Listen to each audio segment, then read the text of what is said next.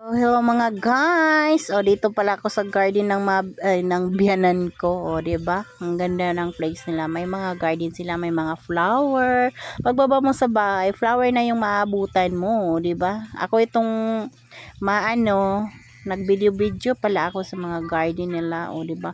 Ganun ang ano nila, yung labas nila ba fresh, yung makikita mo talaga lahat talaga halaman, makita mo talaga na sobrang dami nilang flower. Hindi ko alam kung paano ba to, sobrang dami nilang flower, yung parang fresh na fresh talaga yung pakiramdam mo pag pumunta ka sa lugar nila, kasi may mga flower ang ganda.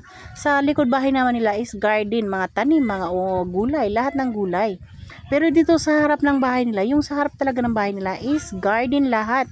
Yung flower lahat, flower lahat yun. Ang ganda-ganda ng place nila. As in, kung kayong pumunta dito, siguro kayo na yung magsabi na, wow. Pero para sa akin na, maganda talaga siya yung nasa paningin ko lang. Hindi ko alam kung ano sa iba. Pero ito yung mga anak ko, mga kukulit, oh. Naglalaro